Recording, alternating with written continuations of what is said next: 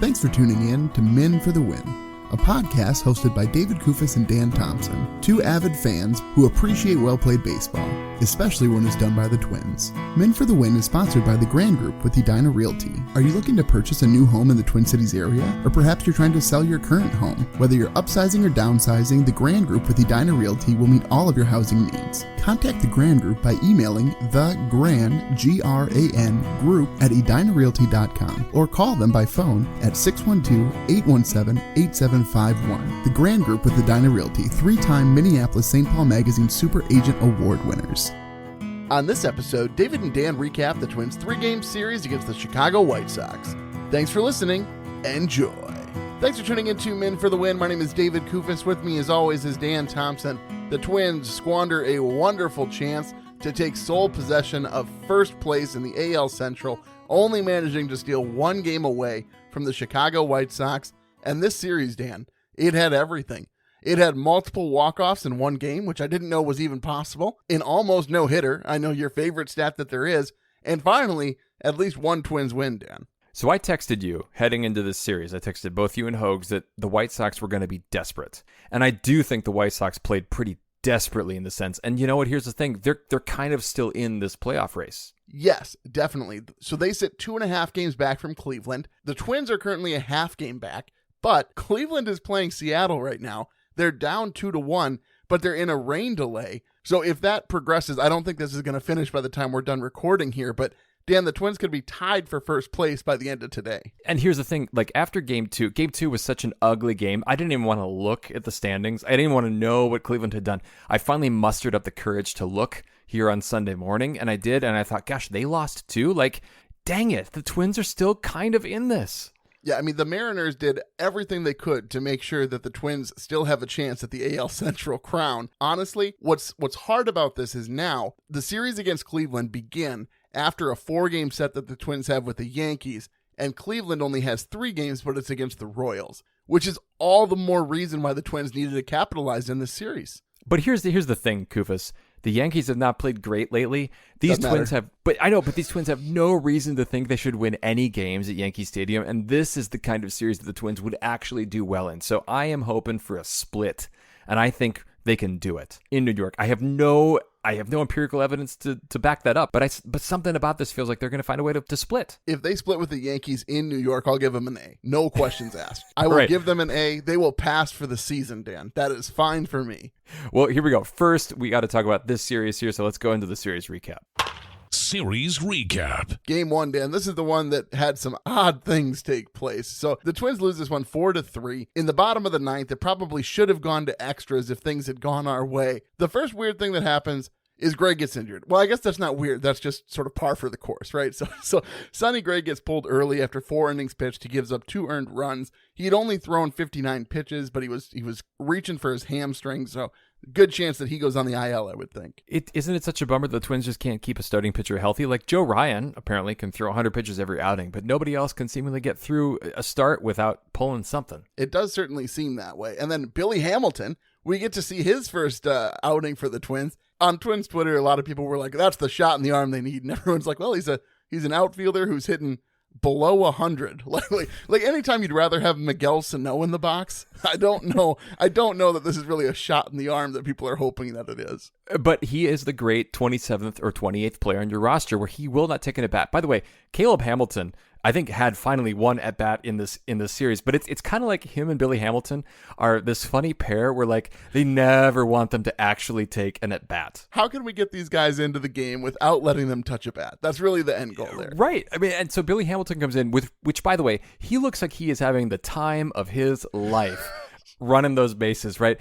And he probably could have stolen first on one of those plays if Nick Gordon hadn't swung at a pitch. He shouldn't have tried to take third. I think in that situation we can agree because he's Billy Hamilton. He doesn't need to steal third to score in a single to the outfield. No, that's really the question. Is I understand being aggressive, but honestly, he was just trying too hard to prove his worth at that point, I think. Like, just stay on second, and hopefully you'll get a chance to run home. But we should back up because I think the first inning was really crucial in this game.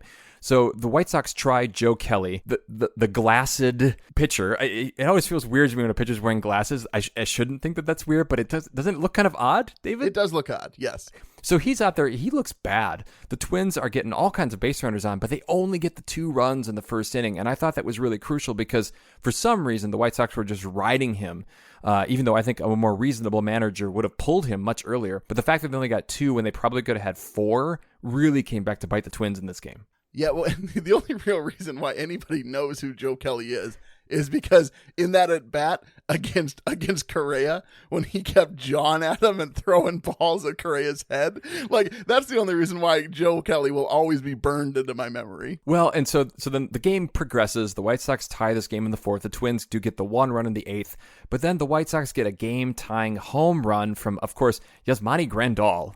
Of the first pitch off Caleb Thielbar in the 8th inning. And then it was like, the Twins might find a way to lose this one. It certainly seemed that way. The momentum definitely shifted. And like you said, because the White Sox had that desperation, this is the type of thing that you can just tell when there's a momentum shift for a team that's this desperate, it's really, really hard to get any momentum back. Lopez comes in, and this is where sort of, not hilarity, but just like one weird thing after another takes place. So first of all, Lopez hits Vaughn. And the bench is clear. And here's the thing. You're in a tie ball game.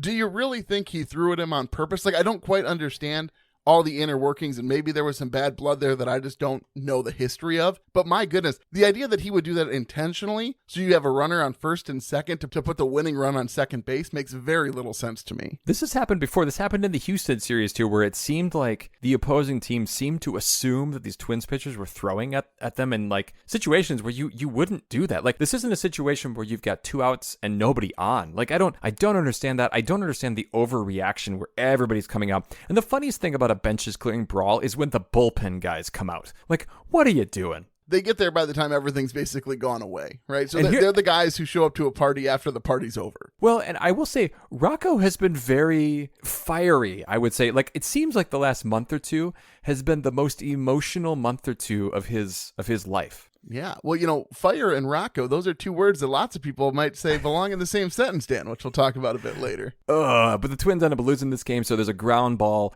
with the bases loaded with 1 out that gets past Lopez, but it doesn't totally get past Lopez because he tips it with his glove.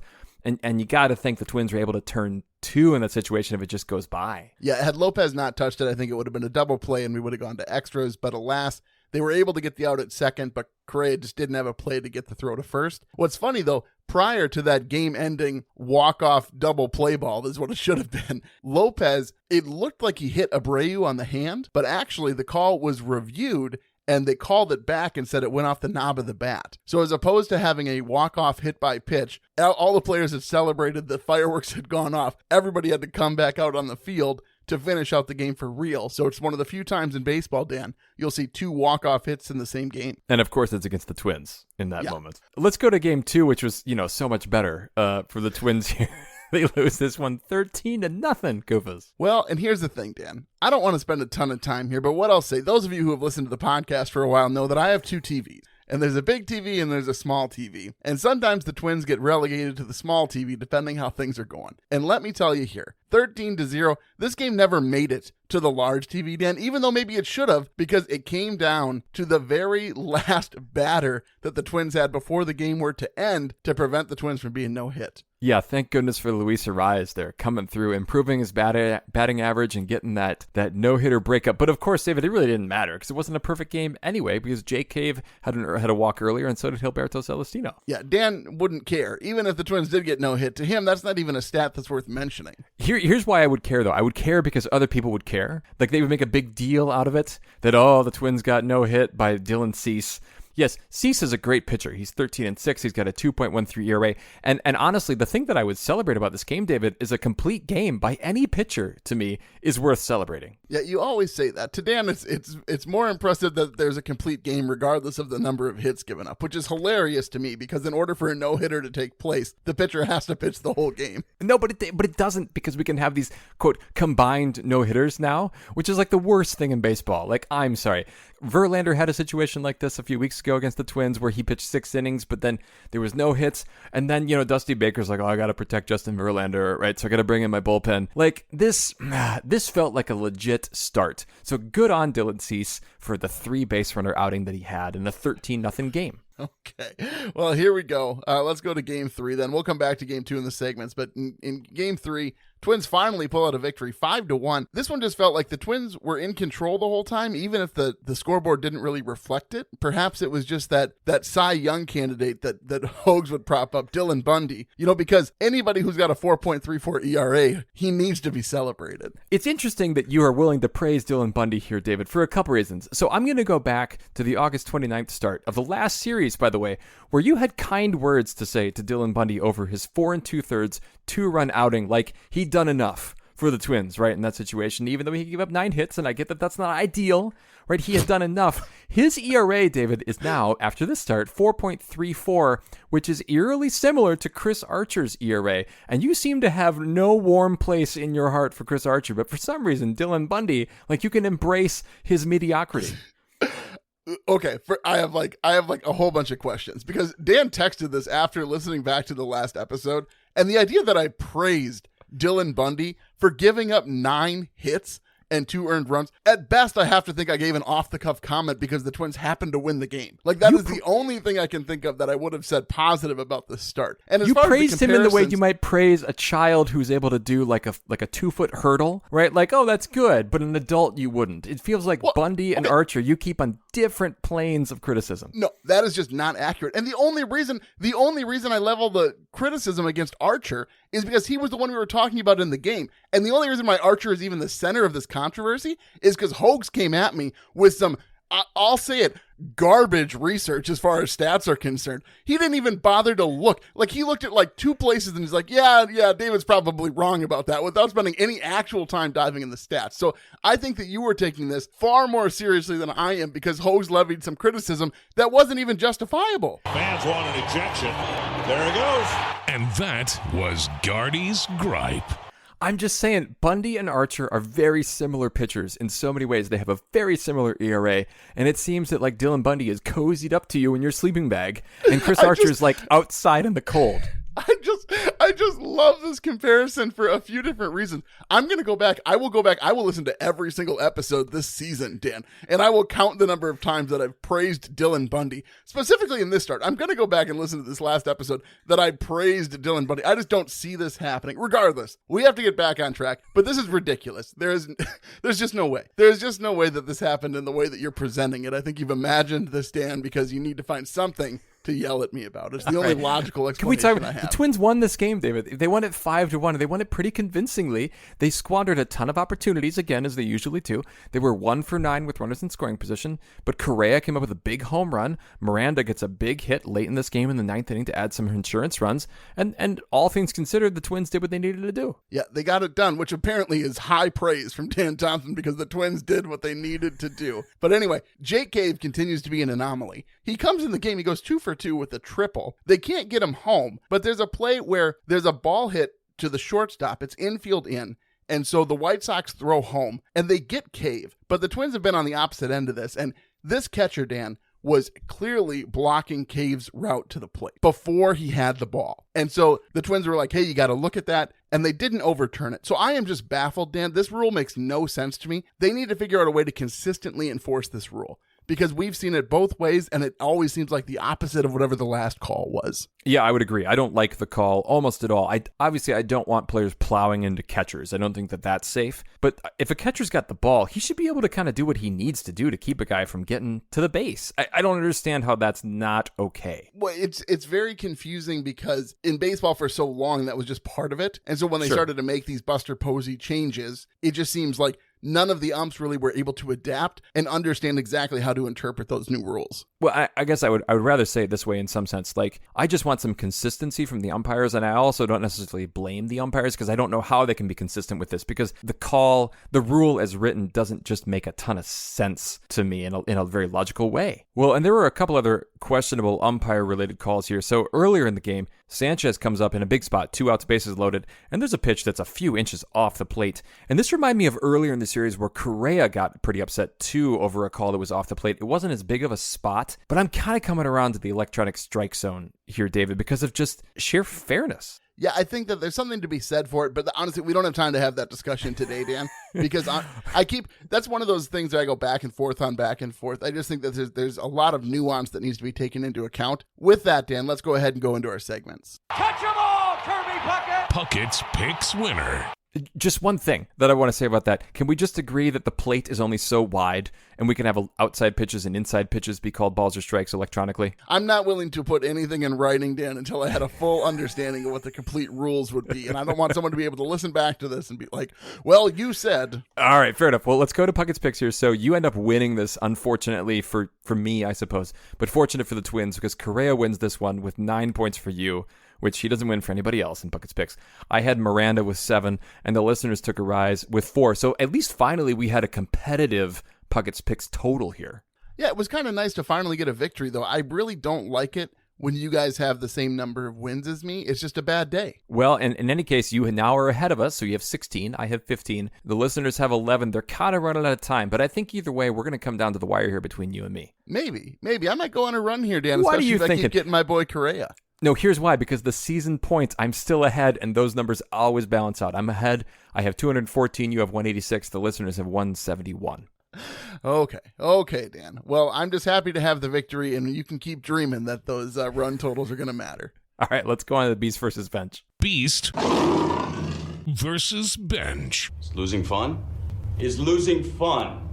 Well, I got to give it to Correa. It's no question. I think that he had the best series. And granted, you basically have to remove game 2 from the equation when you're picking the Beast and Bench because nobody had a good game 2, obviously. But Correa really showed up in game 3, and I will argue is definitely the person who put the team on his back to finally win a game in this series. I know we've talked a lot about Correa and his contract and whether he's staying or going, but I really have been impressed with the way that he has become, I would argue, he's the unquestioned leader of this team, isn't he? I think so, especially with Buxton on the IL. There's less of that sort of leadership dynamic and discussion. It's just that, he steps up in those moments. He's the one coming and talking to the pitcher. He's the one talking to Jose Altuve or Jose Abreu in these situations, right, where somebody wants to come at his pitcher. Like, he is trying to be the intermediary quite a bit here for this team. I really do appreciate that.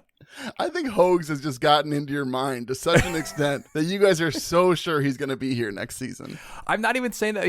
He is so acting the part. Like, if he does opt out, I'm going to be like, oh, what a wonderful year that was with Carlos Correa. He's going to be like the one that got away. Like, I'm always going to be thinking about Carlos Correa in the back of my mind. All right, well, I can see it from your Beast spot after I just got yelled at for showing too much love to this guy, and here you are putting him as your Beast.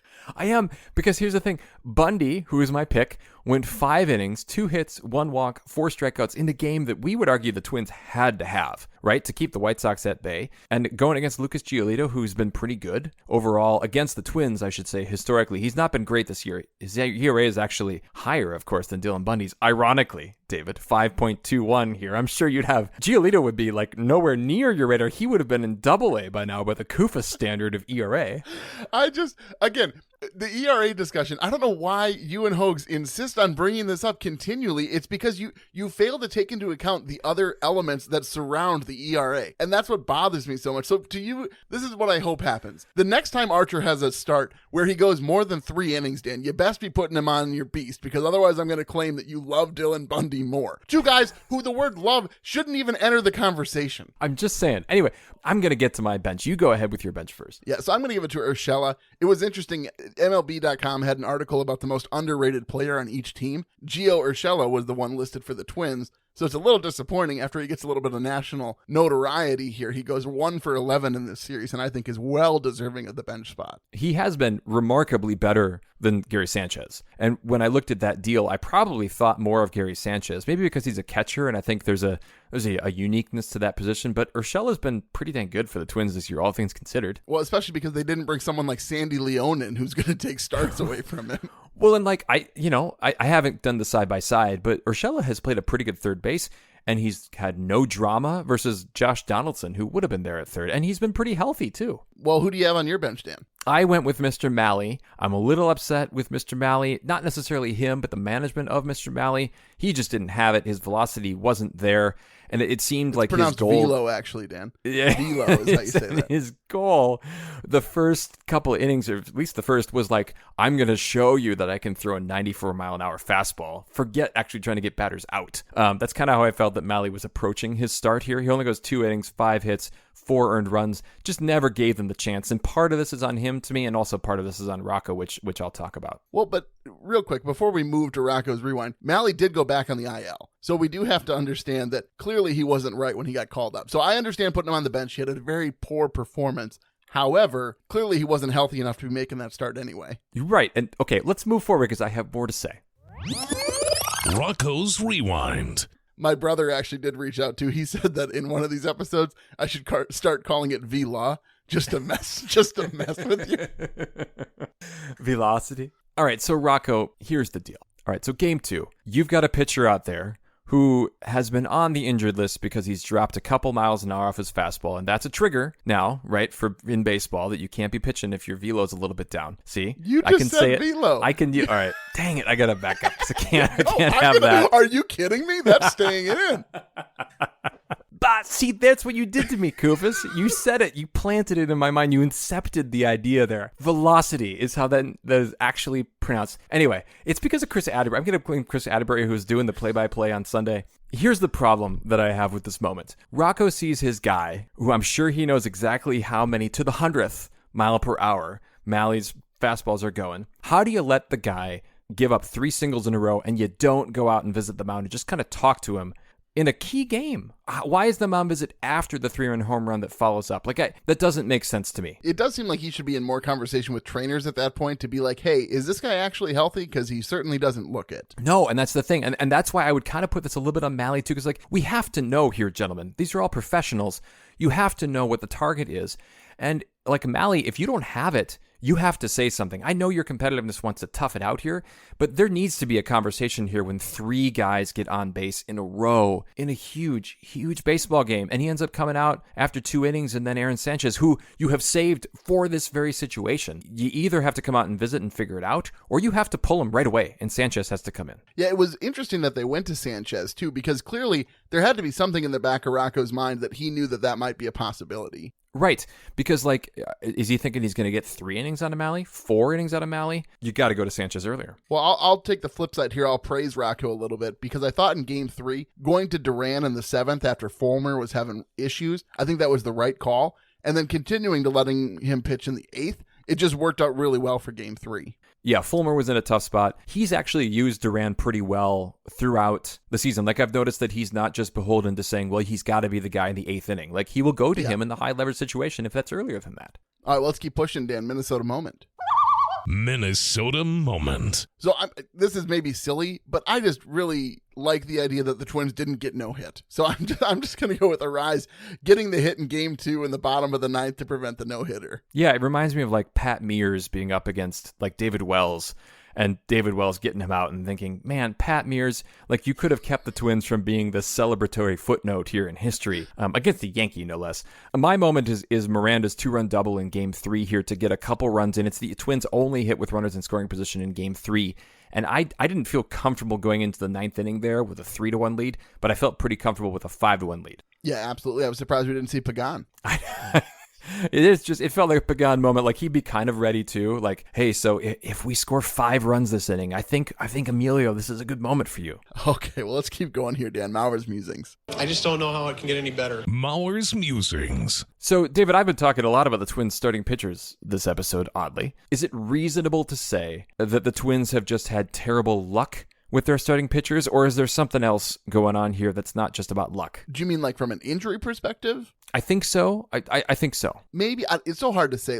Without looking at every other major league team to see how many injuries they're facing in their rotation, it's really hard for me to say it's bad luck, because this might be par for the course. Yes, it seems like there's been a lot of injuries, but you have to remember the depth for the Twins as far as quality starting pitching is pretty small. So the Twins are going to feel one guy being injured like a Sonny Gray or a Joe Ryan, far more than other teams are that have 3 or 4 quality starters. I guess I ask it because the Twins are so obviously careful with their starting pitchers. It feels ironic then that they would be plagued with the injuries that they've had. Maeda last year, Paddock this year, right? Gray, Mahle, their big trade acquisition here at the deadline. Who am I missing here? I mean, I feel like everybody's basically, except for Joe Ryan, has had a stint on the IL. Bailey Ober, Randy Ryan Dobnak. had a stint on the IL with COVID, remember? See, he even had that too. So it's just like, man, they just cannot find a way to put together a healthy rotation. It's just hard. I mean, there's so many injuries in the league in general, and so when you have this long a season, it's bound to happen. And yeah, maybe the staff has been bitten more with the injury bug this season than other teams, but it's hard to say. I mean,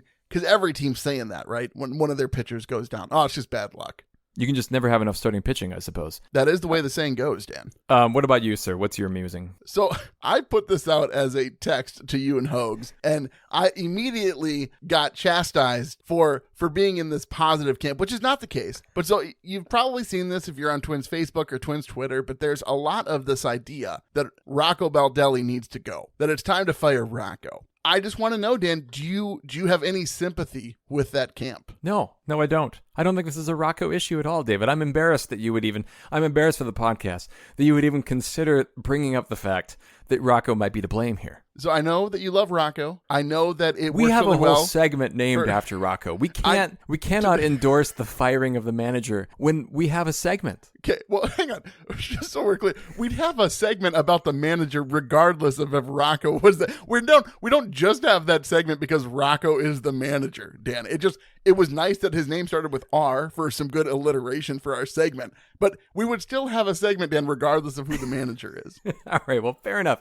But I do think, okay, so I understand a little bit of the criticism because in a different division, the Twins are not competitive at all, right? With this lineup, I think. So I do get that. And I get that he's been more fired up lately, which I think there's an element of defensiveness to his, getting tossed a little bit more, showing a little bit more emotion. But I will come back to the baseline. I don't see the Twins players, I don't hear about the Twins players saying anything bad about their manager. I think they like him. Well, yeah, I don't think it's a relational thing. And I would say that his management has gotten better as the season progressed because those first couple months of the season, Dan, to say that he didn't cost him a couple of games or, potentially cost them a couple of games with some of his questionable decisions wouldn't be accurate. A lot of the criticisms, I think, stem from his use of starting pitchers, right?